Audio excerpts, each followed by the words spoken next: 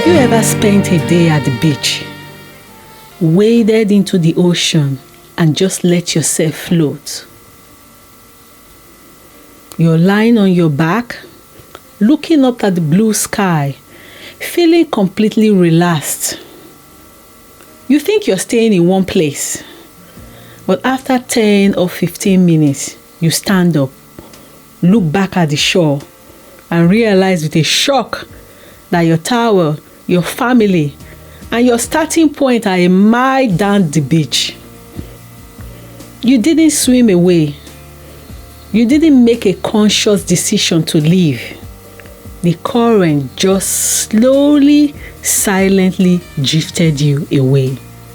This is exactly what happens to our identity. Most women do not wake up one morning and decide to lose themselves. They did not wake up one morning and decide to throw away their passions, their dreams, and their sense of self. It doesn't happen in a single dramatic moment. It happens gradually, quietly, almost invisibly. One day you're full of dreams, interests, opinions, and goals. Then life starts happening. Marriage, motherhood, work, caring responsibilities, financial pressures, community expectations, cultural expectations, the desire to be a good partner, a good mother, a good daughter, a good employee, or a good friend. And before long, many women find themselves wondering or asking, who am I now? What happened to the woman I used to be? When was the last time I did something just for me? If any of these questions resonate with you, this episode is for you. Hey, if you're watching the Marvellous-U podcast and you are not subscribed yet, please support this channel by clicking on the subscription button. Subscribe now. That is the only way you will help this channel grow. Welcome back to the Marvellous-U podcast. In our last episode, I shared why I had to pause this show to find my own footing again. Today, we are diving into the heart of why so many of us feel lost in our 40s and 50s and beyond. We are going to talk about the quiet, insidious ways many women slowly lose themselves. And more importantly, how we start walking back to the shore. An empathetic listener and someone who spent hundreds of hours listening to women's stories, I hear the same phrase over and over again. I don't even know who I am anymore.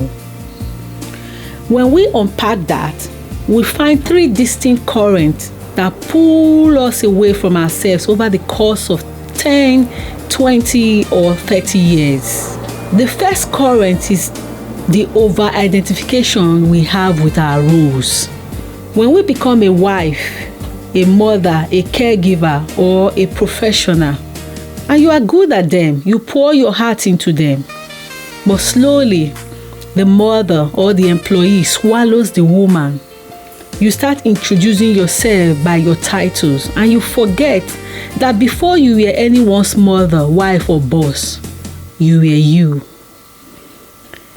And this is something I used to say.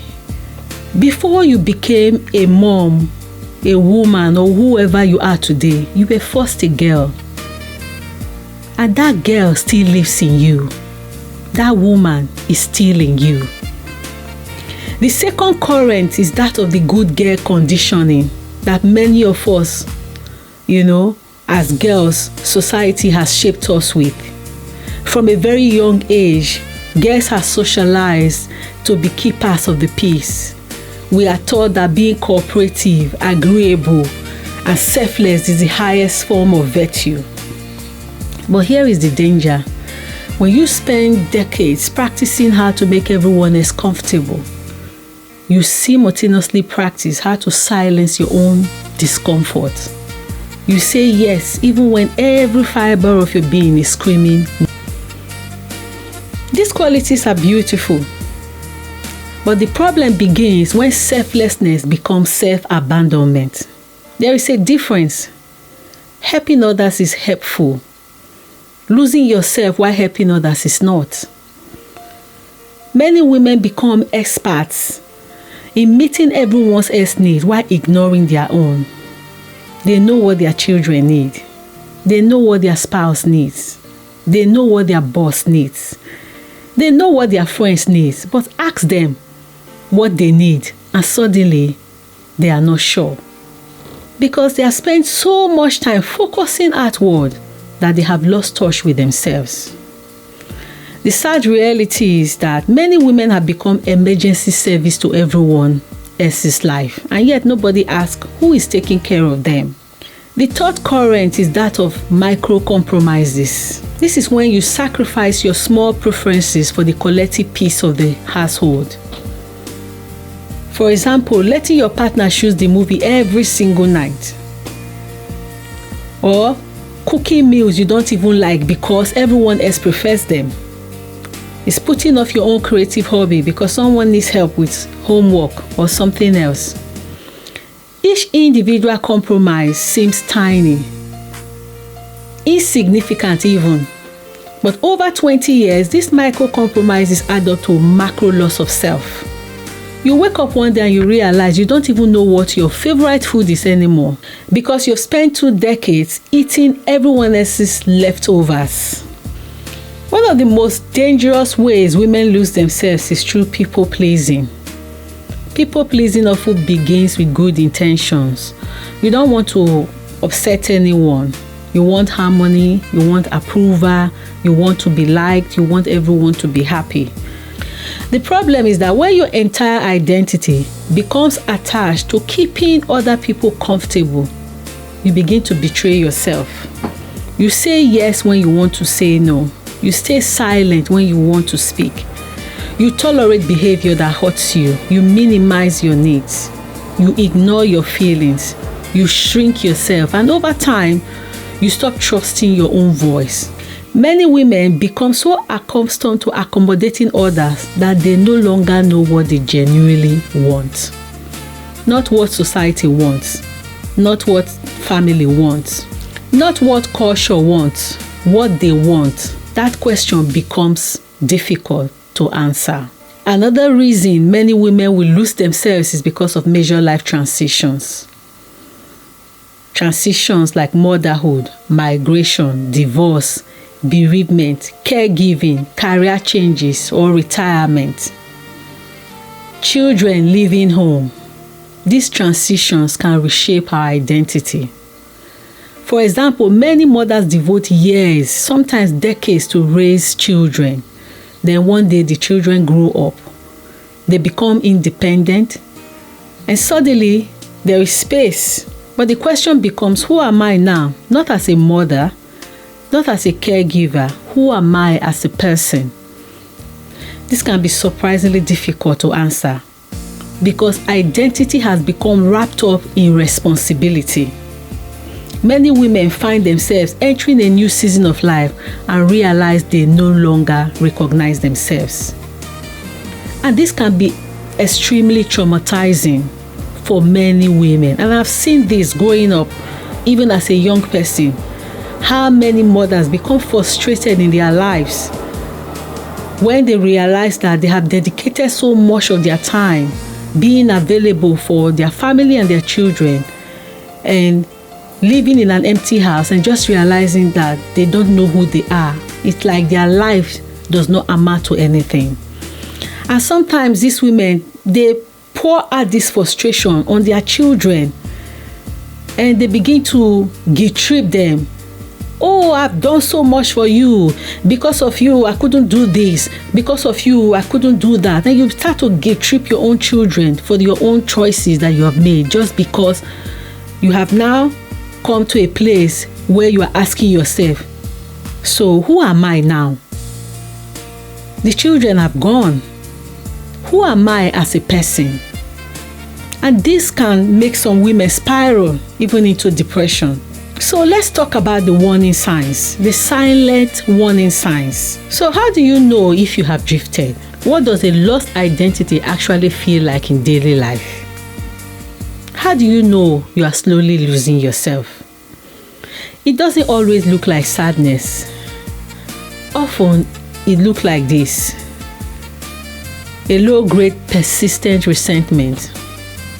Have you ever snapped at your partner or your children over something incredibly minor, like a dish left in the sink, and then felt a wave of intense guilt?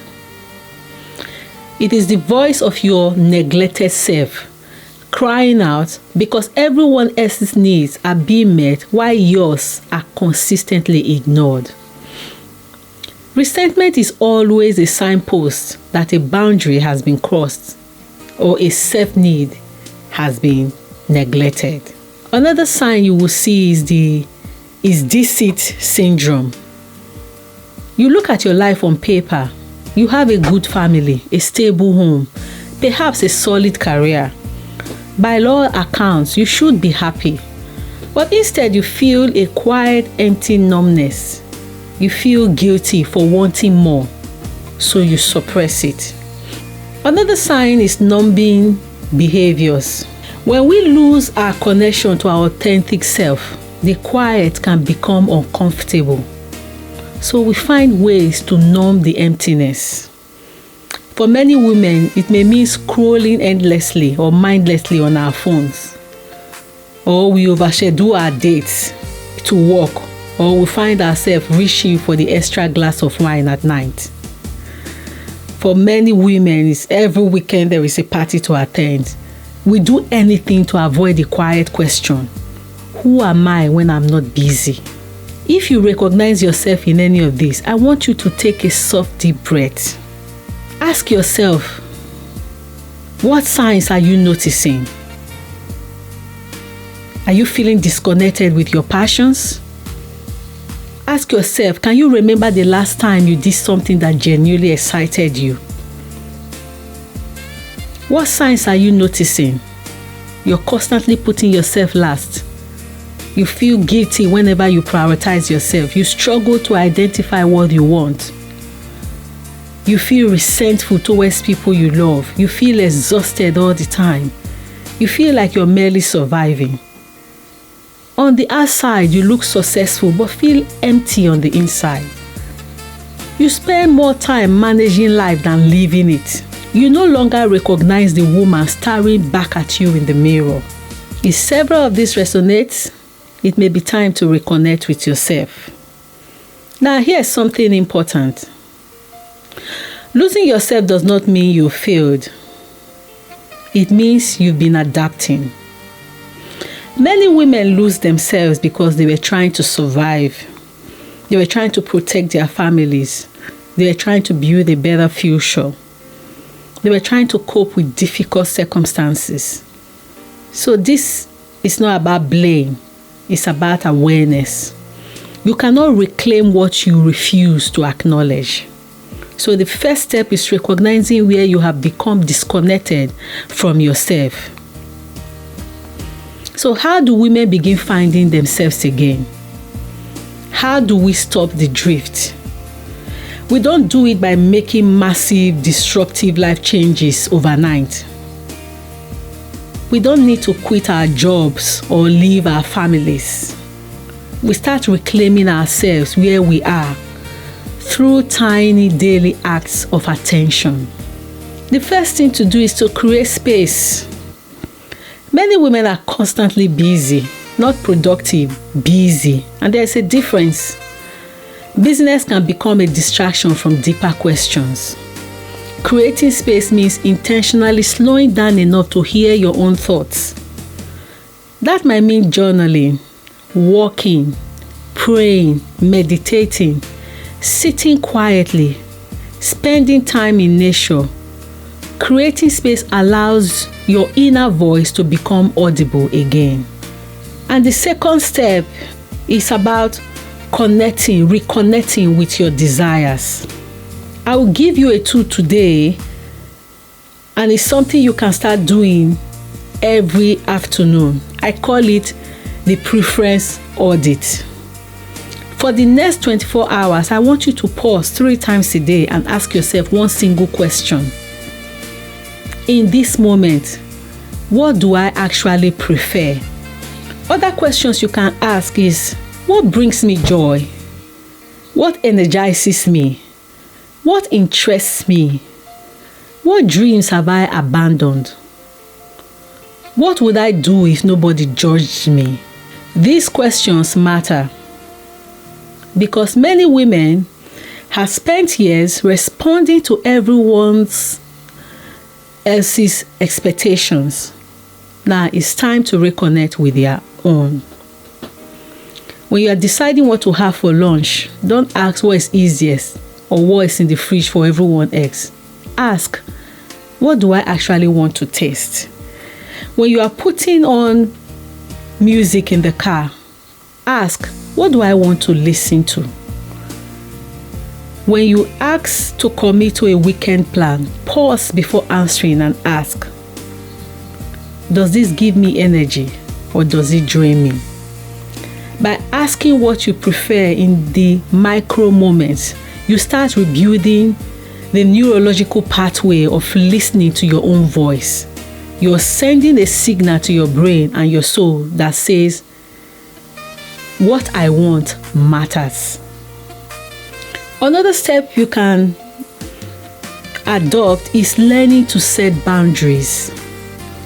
Boundaries are not selfish, they are necessary. Every healthy relationship requires boundaries. Boundaries teach people how to treat us. They protect our well-being. They preserve our energy. And they create space for what truly matters. Some women have spent years saying yes to everything. Finding yourself may require learning to say no. No to unrealistic expectations. No to emotional manipulation. No to constant overcommitment. No to sacrificing your well-being. Every no creates room for a more meaningful yes. Another step is rediscovering your identity beyond your roles. You are more than what you do for other people. You are more than your job, more than your relationship status, more than your caregiving responsibilities, more than your achievements. Ask yourself, who am I when no one needs anything from me? That question can be uncomfortable, but it can also be transformative because your worth was never meant to depend solely on what you provide for others. I'll say that again. Your worth was never meant to depend solely on what you provide for others. Another step is giving yourself permission to evolve. The woman you were at 20 may not be the woman you are at 40, 50, or 60. And that's okay. Growth requires change. Sometimes women feel pressure to remain the same version of themselves forever. But life changes us. Experience changes us. Loss changes us. Success changes us. Motherhood changes us. Migration changes us. Education and healing changes us. The goal is not to become who you used to be. The goal is to become who you are now, a better version of yourself. One thing I've learned from working with women over the years is this. The woman is still there. Underneath the responsibilities, the exhaustion, underneath the expectations, underneath the fear and the guilt, she's still there. Sometimes forgotten, sometimes neglected, but not lost forever. She can be rediscovered, she can be reawakened, she can be nurtured back to life, and often it begins with one simple decision: to stop abandoning yourself. As we come to the end of today's episode, I want to leave you with a few reflective questions. When was the last time you did something purely because it brought you joy? What part of yourself have you neglected? What dream have you postponed? What need have you ignored? What will change if you start treating yourself with the same care you give everyone else? Spend some time reflecting on those questions. You might be surprised by the answers. Reclaiming your identity is a practice, and it is infinitely easier when you don't have to do it alone. If these episodes resonated with you, I want to hear your story. If you're watching on YouTube, drop a comment below and finish this sentence for me. I realized I was losing myself when I complete the sentence. Let's read each other's stories in the comments and realize just how many of us are floating in the exact same current. If you want to start taking small intentional steps back to yourself and celebrating your progress, I highly recommend using the Marvellous Moments Journal. This is a beautiful confidence building journal I designed specifically for celebrating life's beautiful wins. Because when we are drifting, we stop noticing our own value. This journal helps you pause, acknowledge your daily strength, and celebrate you again. You can grab your copy using the link in the description. And if you need someone to sit with you in the quiet, to help you figure out where you drifted and how to navigate your way back, you can book a private empathetic listening session with me through the link in the description. Thank you for spending this time with me today. Remember, you didn't lose yourself overnight, and you don't have to find yourself overnight either. Just take one small step back to the shore today. You are marvelous. You are worthy. Thank you for listening. I'll see you in the next episode. Hey, if you're watching the Marvellous-U podcast and you are not subscribed yet, please support this channel by clicking on the subscription button. Subscribe now. That is the only way you will help this channel grow. And also, click on the notification button so that you will get notified. Help us grow this channel to the first 100. Please check now and see if you have subscribed already. If you haven't, subscribe now. Thank you.